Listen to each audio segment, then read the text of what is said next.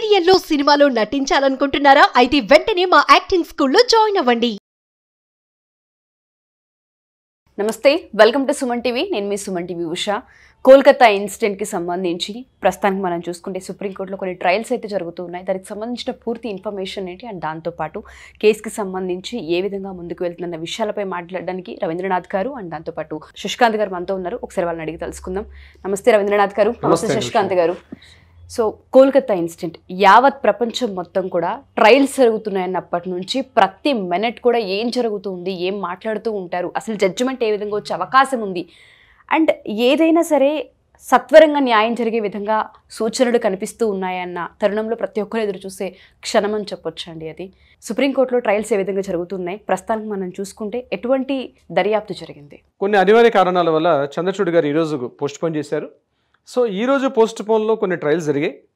ముఖ్యంగా ఎవరైతే విక్టిమ్ సంజయ్ రాయ్కి సంబంధించి ఆ రోజు జరిగినటువంటి పోస్ట్ మార్టం రిపోర్ట్స్ ఎలా జరిగాయి, అదేవిధంగా సిబిఐని కూడా వాళ్ళు ఏ రకంగా మీరు ఎవిడెన్స్ ఎలా కలెక్ట్ చేశారు అనే విషయం మీద కూడా కొంత చేయడం జరిగింది. అట్ ద సేమ్ టైం అటు సిఎస్ఎఫ్ వాళ్ళు సెంట్రల్ ఇండస్ట్రియల్ సెక్యూరిటీ ఫోర్స్ వాళ్ళు కూడా ఒక అప్లికేషన్ పెట్టారు. ముఖ్యంగా మెడికల్ కాలేజెస్ మీద మాకు సరైనటువంటి మేము భద్రతలో అంటే ఉండాలి, మేము భద్రతగా ఉండాలంటే మాకు కొన్ని ఫెసిలిటీస్ అవసరం అనే విషయం మీద. సో మెయిన్ ఈ రెండు పారామీటర్స్ మీద సుప్రీంకోర్టు ఇవాళ ట్రయల్స్ చేయడం జరిగింది. అయితే ముఖ్యంగా సిబిఐ వాళ్ళు ఇప్పటికి కూడా ఇంకా ఫైనల్ రిపోర్ట్ ఇవ్వలేదు. అది ఇంకా ఇనిషియల్ స్టేజ్లో ఉంది కాబట్టి రిపోర్ట్ సబ్మిషన్ చేయడంలో చాలా వరకు ట్రయల్స్ అవుతూ ఉన్నాయి. దీనికి సంబంధించి 30 days అయిపోయింది. ఇప్పుడు పబ్లిక్ అంతా కూడా ఎప్పుడెప్పుడా జడ్జిమెంట్ ఎప్పుడు వస్తుంది, అసలు ఎలా వస్తుంది, ఏం జడ్జిమెంట్ వస్తుంది అని అందరూ చూస్తున్నారు. అయితే ఉషా గారు, నేను డైలీ రవి గారిది కూడా చూస్తున్నాను విశ్లేషణ, చాలా బాగా ఇస్తున్నారు ఆయన, minute to minute update. I appreciate you sir for that. Thank you so much. At the same time ఇప్పుడు ఈ అప్డేట్స్తో పాటు మనం ఒకవేళ విశ్లేషించుకుంటే టాపిక్ గురించి బేసిక్గా చాలా మటుకు పబ్లిక్ ఇప్పుడు అసలు ఎప్పుడెప్పుడు judgement as soon as possible వస్తుందా అని ఎదురు చూస్తున్నారండి. దానికి నాకు తెలిసి మోస్ట్లీ ఇంకొక 2 weeks 3 weeksలో ఒక కంక్లూజన్ స్టేజ్కి వస్తుందేమో అని భావిస్తున్నాను నేను. At the same time last 10 days నుంచి చూసుకుంటే సేమ్ అలాగే ప్రొలాంగ్ అవుతుంది, డ్రాగ్ అవుతుంది, ప్రొసీడింగ్స్ వెళ్తున్నాయి. సిబిఐలో ఫ్లాస్ చూస్తున్నారు, అంటే తప్పుపడుతున్నారు. మళ్ళీ స్టేట్ గవర్నమెంట్ మనకు ఎలాగో తెలుసు, మమతా బెనర్జీ ప్రొటెస్ట్ చేశారు, మమతా బెనర్జీ రిజైన్ చేయాలని ప్రొటెస్ట్ చేస్తున్నారు, డాక్టర్స్ ఒక పక్కన ప్రొటెస్ట్ చేస్తున్నారు. ఇంత లాంగెస్ట్ కేసు ఇప్పుడు మనం చూసుకుంటే వేరే పాత కేసెస్ కూడా నిర్భయ కానివ్వండి, లేకపోతే ఇక్కడ దిశ కానివ్వండి, ఇవి కానివ్వండి, ఇట్లా 30 days కంటిన్యూస్గా ట్రయల్స్లో వెళ్తూ అంటే జనాలందరూ వెయిట్ చేస్తూ, I can say very Supreme Court నుంచి can say that this is the first case అండి ఎంటైర్ ఇండియాలో. ఈ 30 days ఒక కేస్ని, అందులో ఇట్లాంటి కేస్ని ఫాలో అప్ చేస్తూ మొత్తం పబ్లిక్ మొత్తం కూడా ఉక్రోషంతో ఎదురు చూస్తున్న కేసెస్లో ఇది ఫస్ట్ కేసు అని మనం చెప్పుకుంటాంలో అతిశక్తి లేదు. అయితే ఇప్పుడు మనం బాగా అబ్జర్వ్ చేస్తే, విశ్లేషించుకుంటే మళ్ళీ ఇప్పుడు ఎఫ్ఐఆర్ అయింది. ఇందాక రవి సార్ మేము ఆఫ్ రికార్డు మాట్లాడుకుంటూ ఉన్నాము, సందీప్ ఘోష్ మీద ఎఫ్ఐఆర్ అవ్వలేదు, సంజయ్ రాయ్ మీద ఎఫ్ఐఆర్ అయింది. ఇది గ్యాంగ్ ఇది కాదు, ఇది only section 64 and section 103 sir, section 103 as per new BNS Bharatiya Nyaya Sanhita కిందకి ఇప్పుడు మర్డర్ అండ్ రేప్ కిందకి చేశారు. గ్యాంగ్ రేప్ అన్నది రూల్ అవుట్ చేస్తారు ఆల్మోస్ట్. ఈ రాయ్ మీద కూడా, సంజయ్ రాయ్ మీద కూడా ఓన్లీ ఈ 2 sections ఇష్టం జరిగింది. వితౌట్ ఎఫ్ఐఆర్ సందీప్ ఘోష్కి ఇంట్రాగేషన్ సిబిఐ వాళ్ళు వీళ్ళు ఎప్పటికప్పుడు ఇంట్రాగేషన్ చేసుకుంటూ ఉన్నారు. సో ఒకవేళ జడ్జిమెంట్ ఫాస్ట్ ట్రాక్లో వెళ్ళి వచ్చినా కూడా ఈ రాయ్ అనే వ్యక్తికి ఎవరైతే వాలంటీర్ ఉన్నాడో ఆయనకు ఒకవేళ after the trials and everything capital punishment ఒకవేళ పడినా కూడా, బట్ దాని వెనకాల ఉన్నది అసలు ఏంటి అన్నదే కదా అందరికీ కావాల్సింది. ఇప్పుడు ఒకవేళ క్యాపిటల్ పనిష్మెంట్ ఈయనకి పడి అసలు వెనకాలది బయటకు రాకపోతే what is the point? Yes, మీరు అన్నట్టుగానే ఎవరైతే ఉన్నారో సంజయ్ రాయ్ ఒక్కడే ఉన్నాడా అంటే చాలా మంది చేతులు ఉన్నాయి, చాలా పెద్ద హస్తాలు కనిపిస్తున్నాయి అన్న విషయం చాలా క్లియర్గా మనకు కనిపిస్తుంది. ఈ ట్రయల్స్ కూడా మనం చూస్తే ఇక్కడ ఎప్పటికప్పుడు స్టేట్కి సంబంధించి సిబిఐకి సంబంధించి ఎంక్వైరీస్ జరుగుతున్న ప్రాసెస్లో సుప్రీంకోర్టు చాలాసార్లు వీళ్ళని మొట్టికాయలు వేయడం కూడా జరిగింది. మేము అడిగింది ఇది కాదు, క్లియర్ కట్గా ఇన్ఫర్మేషన్ కావాలని ఇప్పటికీ చాలాసార్లు మాట్లాడడం జరిగింది. ఒక సంజయ్ రాయ్ దగ్గర ఇది ఆగిపోతే వెనకాల ఉన్న వాళ్ళు ఎప్పుడు బయటకు వస్తారు, అసలు ఇన్వెస్టిగేషన్ ప్రాసెస్ ఏ విధంగా ముందుకెళ్తూ ఉంది, వెనకాల వాళ్ళని కూడా ముందుకు తీసుకొచ్చే ప్రాసెస్ ఏమైనా కనిపించే అవకాశాలు ఉన్నాయా ఈ ఇన్వెస్టిగేషన్లో, ఈ ట్రయల్స్లో? ముఖ్యంగా భారతదేశంలో ముఖ్యంగా సిబిఐ ఏదైతే ఇన్వెస్టిగేషన్స్ ఏవైతే చేస్తారో సిబిఐ చాలా పవర్ఫుల్ అండి. అందులో పనిచేస్తున్నటువంటి ఆఫీసర్లు కూడా చాలా ఇంటెలెక్చువల్స్. వాళ్ళు అమెరికన్ కంట్రీస్లో తీసుకున్న వాళ్ళతో ఎక్కడ కూడా తక్కువ విషయంలో ఉండదు. ముఖ్యంగా సిబిఐ అంత పవర్ఫుల్ ఇన్వెస్టిగేషన్ చేస్తుంది సిబిఐ వాళ్ళు. నేను అనుకుంటాను బీయింగ్ అన్ అడ్వకేట్గా, ఇందులో ఈ ఎస్పెషల్లీ ఈ కేసు సంబంధించి ఆ ఇన్వెస్టిగేషన్ మెథడ్సే మనకు తెలుస్తున్నాయి. అంటే ఫోరెన్సిక్లో ఇన్వెస్టిగేషన్ చేశారని, పాలిగ్రాఫ్ టెస్టులు చేస్తున్నారని, డిఎన్ఏ టెస్ట్, ఇవి మాత్రమే మనకు బయటకు తెలుస్తుంది. బట్ హిడెన్ యాక్చువల్గా ఏం జరిగింది ఇన్వెస్టిగేషన్ రిపోర్ట్ ఉంది, అది బయటకు ప్రెస్కి కానీ అట్లీస్ట్ థర్డ్ పర్సన్ కూడా రిలీజ్ చేయరు. అయితే ఎవ్రీ కామన్ మ్యాన్కి ఇక్కడ ఒక పాయింట్ ఏముంటుందంటే, అరే ఇక్కడ ప్రతి వాడికి 2 పాయింట్లు కామన్ మ్యాన్కి, లేమన్కి నేను చెప్తున్నాను. ఈ ఇష్యూ వింటున్న ప్రతి పర్సన్స్ కానీ, మన వ్యూవర్స్కి కానీ, ఆడియన్స్కి కానీ చాలా కోట్లాది మందికి ఒక డౌట్ ఏంటంటే ఇక్కడ 2 విషయాలు. ఏదైతే ఆ రోజు విక్టిమ్ యొక్క బాడీ మనకు సంఘటనా స్థలంలో ఎక్కడైతే లభించిందో, ఒక పర్సన్ అంత క్రూయల్టీగా చేయలేడు. ఎందుకంటే ఆమె బాడీ మీద మోర్ దాన్ 25 ప్లేసెస్లో ఫ్రమ్ హెడ్ టు టో వరకు 25 ప్లేసెస్లో ఆమె మీద గాయాలు ఉన్నాయని అంటే పోస్ట్ మార్టం రిపోర్ట్ చేస్తున్నటువంటి మనకి రిపోర్ట్స్లో. అయితే ఇక్కడ మనకి ఇప్పుడు ఇస్తున్న రిపోర్ట్ ప్రకారం మనకి శశికాంత్ గారు ఇక్కడ ఏం చెప్తున్నారు, సెక్షన్ 64 ప్రకారం సింగిల్ పర్సనే అక్యూజ్డ్, ఇక్కడ ఇతనే ఇన్వాల్వ్మెంట్ అయ్యి ఉన్నాడని చెప్తుంది మనకి. ఆల్రెడీ ఈ రోజు నిన్న సెల్డా కోర్టులో వెళ్ళిన ఫైలింగ్లో కూడా చెప్తుంది అదే. బట్ సిచ్యువేషన్ చూస్తేనేమో ఒక పర్సన్ ఇంత క్రూయల్టీగా చేయగలడా, ఇది నెంబర్ 1. నెంబర్ 2 ఏమని గుర్తొస్తుందంటే, ఇది యాక్చువల్గా ఏదో ఆ క్షణం తాత్కాలికంగా వాడు ఒక టెంప్టేషన్ వచ్చింది, ఆ టెంప్టేషన్తో అమ్మాయి సింగిల్గా అనిపించింది early morning hours.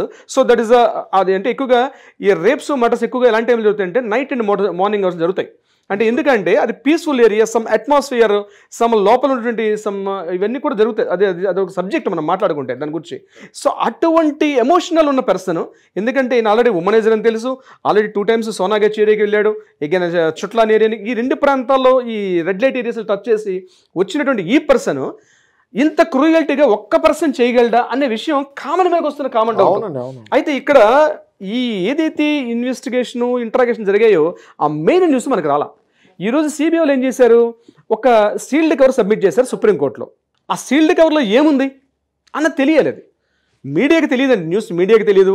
Being in అడ్వకేట్స్గా మేము కొంత ట్రై చేస్తాం ఏమి ఉండొచ్చు అన్న విషయం ఒక స్టెప్ వెళ్ళగలుగుతాం కానీ, బట్ ఇంకా డెప్త్లోకి వెళ్ళి ఏం జరుగుతున్నది డెఫినెట్గా సుప్రీంకోర్టు ట్రయల్స్లో జడ్జిమెంట్ వచ్చే ముందు డెఫినెట్గా బయట పెట్టే అవకాశం ఉంది. అయితే ఈ మీన్ వైల్ ఆ సీల్డ్ కవర్ల ఇన్ఫర్మేషన్ ఏదైతే ఉందో దీని మీద కొంతమంది బ్యూరోక్రాట్స్ కావచ్చు, పొలిటీషియన్స్ కావచ్చు, పెద్ద వాళ్ళు ఏమైనా ఇన్ఫ్లుయెన్స్ చేసి అక్కడ ఉన్న ఎవిడెన్స్ని, ఎందుకు నేను ఈ మాట చెప్తున్నానంటే ఇష్యూ మనకి August 8th జరిగింది, అదే 9th మార్నింగ్ జరిగింది. ఇమ్మీడియట్గా 14th మార్నింగ్ ఒక పెద్ద వ్యాండలిజం అంటే పెద్ద భారీ అటాక్ జరిగింది, ఎవిడెన్సెస్ అన్ని పూర్తిగా కొలాప్స్ చేసే ఉద్దేశంతో.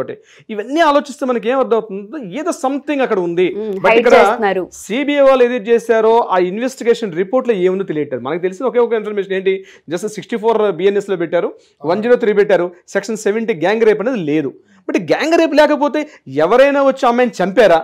గ్యాంగ్ ఇక్కడ వర్డ్స్ ఉన్నాయండి, ఇక్కడ మర్డర్ వేరు, రేప్ వేరు.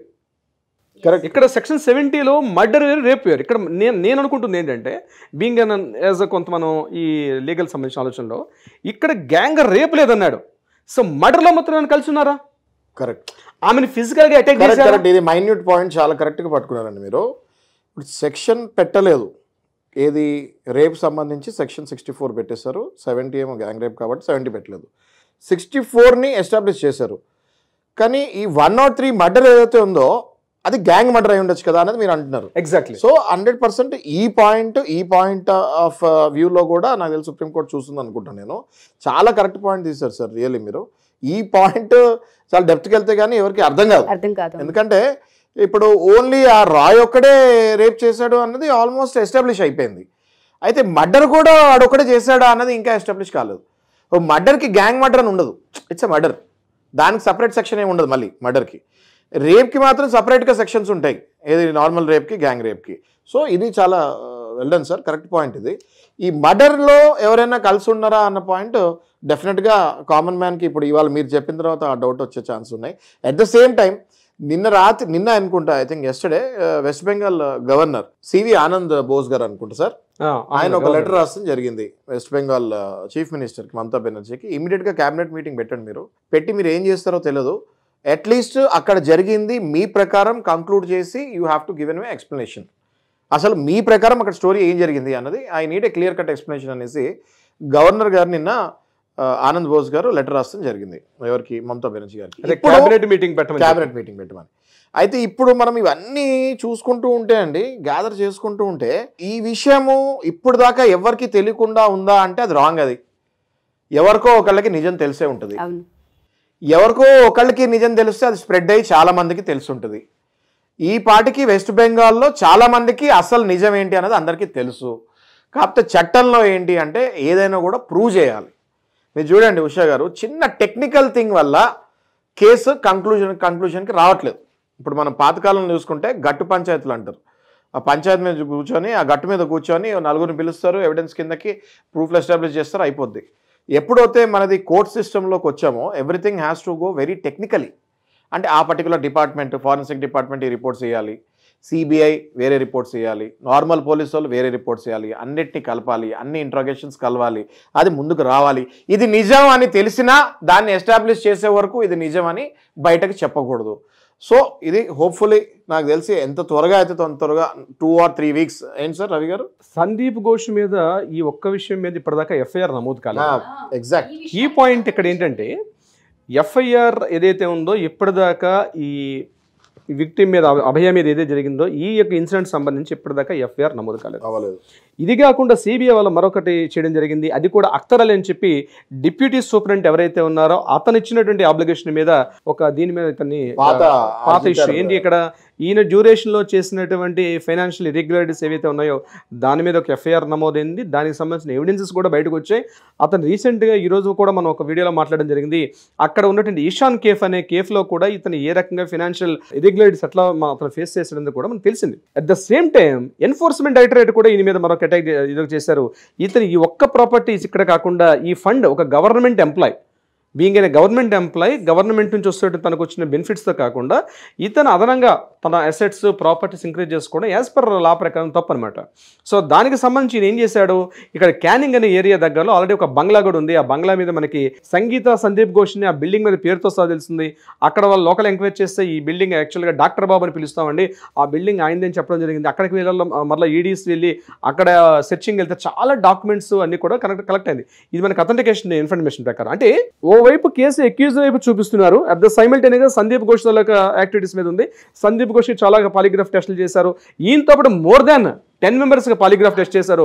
100 మంది పైగా 100 మెంబర్స్ పైన కూడా వాళ్ళకి ఇంట్రాగేషన్స్ ఇన్వెస్టిగేషన్ చేశారు. అయితే నా డౌట్ ఇక్కడ ఏంటంటే, ఇది సందీప్ ఘోష్ పాత్ర కూడా ఈ విషయం, అంటే ఈ అమ్మాయికి ఏమైనా తెలిసి ఎక్కువ అడుగుతున్నాను, ఈ అమ్మాయి ఏమైనా ఆ కాలేజీలో ఉన్నటువంటి ఏమైనా ఇర్రెగ్యులారిటీస్ మీద ఈ మీద దృష్టి పెట్టి ఈ మీద సందీప్ ఘోష్ పాత్ర ఉందా అనే కోణంలో ఎక్కడ ట్రై చేస్తున్న ఇన్ఫర్మేషన్ దొరకట్లేదు అమ్మాయి మనకి.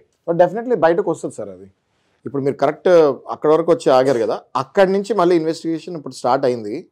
ఈ సందీప్ ఘోష్ ఏమేం ఫెసిలిటీస్ ఇస్తాం వల్ల ఈ సంజయ్ రాయ్ ఈ అగాత్యానికి పాల్పడ్డాడు అన్నది ఒకవేళ ఇంటర్ రిలేషన్ కనుక ఏర్పరచగలిగితే ఈయన క్రైమ్లో ఏ సెక్షన్ పడిందో equally as good as provoking and supporting the criminal అదే సెక్షన్ పడే అవకాశం డెఫినెట్గా ఉంటుంది. అంటే పర్సనల్గా ఈ సెక్షన్ 64 పడకపోయినా మర్డర్లో మాత్రం 103 బిఎన్ఎస్ భారతీయ న్యాయ సంహిత కిందకి మర్డర్లో సందీప్ ఘోష్ని కనుక ఇన్వాల్వ్ చేయగలిగితే ఆ సెక్షన్కి పుల్ చేసి ఇద్దరికి క్యాపిటల్ పనిష్మెంట్ పడే ఛాన్స్ సందీప్ ఘోష్ అండ్ సంజయ్ రాయ్ మీద ఆల్రెడీ జాయింట్ ఉన్నట్టుగా మనం ఒక స్పెషల్ వీడియోస్ చేసాం. వీలైతే మనం ప్రీవియస్ వీడియోస్ ఒకసారి మీరు వెళ్ళగలిగితే నేర చరిత్ర 1 అని మనం ఒక ఎపిసోడ్ చేసాం స్పెషల్ దీని మీదే. ఎపిసోడ్ అంటే మొత్తం ఒక సిరీస్గా చేస్తూ నేర చరిత్ర 1 అని ఒకటి చేసాం. అప్పుడప్పుడు అనిపిస్తుంది అండి నాకు, అంత తొందరగా కూడా తెలియదు కాదని. రీజన్ ఏంటి అంటే దీని వెనకాల చాలా పెద్ద మాఫియా ఉంది. ఇంత 30 రోజులైంది, యావత్ భారతదేశం 150 కోట్ల మంది ఎదురు చూస్తున్నారు, ప్రపంచ దేశాలన్నీ ఎదురు చూస్తున్నాయి. మీరు ఇందాక మనం ఆఫ్ రికార్డ్ మాట్లాడుకున్నట్టు మొత్తం 25 కంట్రీస్లో ప్రొటెస్ట్ జరిగింది నిన్న. ఓకే, యావత్ భారతదేశం, యావత్ ప్రపంచం దీనికి ఎదురు చూస్తున్నప్పుడు ఈ సందీప్ ఘోష్ అనేవాడు కూడా అప్రూవల్గా మారి ఒకవేళ మినిస్టర్ లెవెల్లో, గవర్నమెంట్ లెవెల్లో ఎవరైనా ఇన్వాల్వ్ అయ్యి ఉండి వాళ్ళ పేర్లు కూడా బయట పెడితే ఎంటైర్ గవర్నమెంట్ కొలాప్స్ అయ్యి ఈ కేసు పెద్ద ల్యాండ్ మార్క్ కేసు లాగా అయ్యే ఛాన్సెస్ ఉంటాయి. కాబట్టి ఇప్పుడు యాజ్ ఎ అడ్వకేట్ పక్కన పెట్టేస్తే మనం యాజ్ ఎ కామన్ మ్యాన్ నాకు కూడా చాలా కోపంగా ఉంది. ఎవరైతే చేసింది 30 రోజులు అయింది, ఈ కేసుని కనిపెట్టలేకపోయారా, ఇంపాసిబుల్, కనిపెట్టే ఉంటారు అని నేను కూడా అనుకుంటాం జరుగుతుంది as a layman. But at the same time ఈ టోటల్ మాఫియాని బయటకు లాగాలి. ఒకవేళ వెనకాల నిజంగానే మినిస్టర్లు, గవర్నమెంట్లో హయ్యెస్ట్ లెవెల్ ఉన్న వాళ్ళు కూడా ఉండుంటే సందీప్ ఘోష్ కనుక ఈ ట్రయల్లో అది కూడా బయట పెడతారేమో అని సిబిఐ ఎదురు చూస్తుందేమో. ఇందాక మీరు అన్నట్టు మెయిన్ ఇక్కడ శశికాంత్ గారు ఒక మాట అన్నారు, మన ఇండియన్ యాక్ట్ ప్రకారం ఇండియన్ జ్యుడిషియల్ సిస్టంలో ఏంటంటే ఎస్పెషల్లీ ఎవిడెన్సెస్ అన్ని చాలా పవర్ఫుల్గా ఉంటాయి మనకి. Correct sir. ఏదో వచ్చాం ఈరోజు జడ్జిమెంట్ ఇచ్చేసాం, పూర్వకాలం మర్యాద మన రచ్చబండ మీద కూర్చొని కథలు చెప్పినట్టు ఉండదు. ఎలా ఉంటుందంటే ఎవిడెన్స్ బలంగా ఉండాలి. దట్ ఇంకొక పాయింట్ మెయిన్ శశికాంత్ గారు, opposition government side Kapil Sibal, exactly CBI నుంచి ఆల్రెడీ ఒక ఇద్దరు అడ్వకేట్స్ ఉన్నారు. ఈరోజు మెహతా గారు ఆల్రెడీ ఇందులో పార్టిసిపేట్ చేయడం జరిగింది. వీళ్ళందరూ ధీటుగా, ఇది అన్ఫార్చునేట్ ఏంటంటే ఎక్యూజ్డ్ కనిపిస్తున్నాడు ఎవరైతే సంజయ్ రాయ్ మీద కూడా కవితా సర్కార్ ఒక ఉమెన్ అయి ఉండే, ఆవిడ కూడా correct. Being an women total India wide ఎవరు కూడా అక్యూజ్డ్ తరపున మేము వాదించడానికి ఏ ఒక్క అడ్వకేట్ కూడా ముందుకు రాకపోతే కవితా సర్కార్ ఇనిషియేటివ్ తీసుకొని నేను వస్తానని చెప్పడం. Second point very important news ఏంటంటే ఆవిడ ఏం చెప్పారంటే, నేను I mean dead against about the ఉరిశిక్ష తీసుకోవడానికి, నేను దానికి ఎగనిస్ట్. ఈ మనిషికి ఉరిశిక్ష తీయడం ఉంది మోడర్న్ సొసైటీలో. ఒక పర్సన్ మరో పర్సన్ చంపే హక్కు లేదు. కాబట్టి ఏ పర్సన్ కానీ యావజ్జీవ కారాగార శిక్ష, లైఫ్ ఇంప్రిజన్మెంట్ మించినటువంటి శిక్షే లేదు. So I'm the dead against ఆవిడ ఆల్రెడీ స్టేట్మెంట్స్ ఇస్తున్నారు. ఎప్పుడైతే జ్యుడిషియల్ కస్టడీలోకి వచ్చాడో సంజయ్ రాయ్, ఇమీడియట్గా ప్లేట్ ఫిరాయించి అసలు నేను ఆ కేసులో లేను, నేను వెళ్ళేసరికి డెడ్ బాడీ అక్కడ ఉంది, జస్ట్ నా కాల్ తగిలి నేను పడిపోతా నా మెడలో ఉన్న బ్లూటూత్ అక్కడ పడిపోయింది, అదే మీకు ఎవిడెన్స్ దొరికింది. కానీ అక్కడ నేను వెళ్ళేసరికి డెడ్ బాడీ ఉందని వాడు చెప్పడం, కవితా సర్కార్ తోటి జ్యుడిషియల్ కస్టడీలోకి వచ్చిన తర్వాత అసలు ఇదంతా ఒక కాంట్రవర్షియల్ గేమింగ్ సార్. గేమే, అంతా ఒక గేమే. ఈ గేమ్ని బ్రేక్ చేస్తామే న్యాయవాదుల పని, అక్కడ ఉన్న న్యాయమూర్తుల పని. డెఫినెట్గా ఇది supreme court apex court of the కంట్రీలో ఉంది కాబట్టి 100% ఇందులో నుంచి తప్పించుకునే ఛాన్సెస్ ఎవరికి లేవనుకోండి. అట్ ద సేమ్ టైం కొంచెం పొలిటికల్ ఫ్లేవర్ కూడా కనపడుతుంది మనకి, because of west Bengal government మొత్తం షేక్ అయిపోతుంది కాబట్టి ఈ పొలిటికల్ ఫ్లేవర్ లేకుండా నిజాలు తొందరగా బయటకు రావాలని మనం ఆశిస్తామండి. కొత్త చట్టాలు, కొత్త యాక్ట్స్, కొత్త సిస్టమ్స్ ఎస్పెషల్లీ మెడికోస్ సంబంధించి ఉన్నటువంటి కాకుండా సుప్రీంకోర్టు ఆల్రెడీ ఒక టాస్క్ ఫోర్స్ ఇవ్వడం జరిగింది.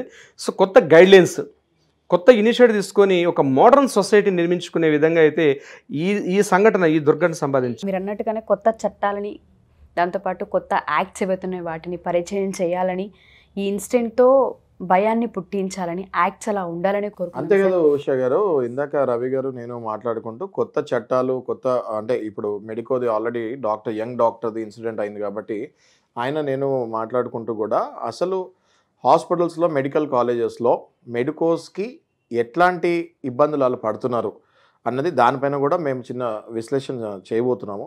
కొంచెం గ్రౌండ్ వర్క్ చేసుకొని దాని తరంతరం మనం we will definitely discuss about that point. So present అయితే అభయాకి సంబంధించి జస్టిస్ జరిగే విధంగానే ఏదైతే సుప్రీంకోర్టు సుమోటోగా తీసుకుందో దాన్ని ఇంకొంచెం సత్వరంగా న్యాయం జరిగేలా చూడాలని, త్వరితగతిన రావాలని కోరుకుందాం. Thank you sir, thank you so much. Thank you so much.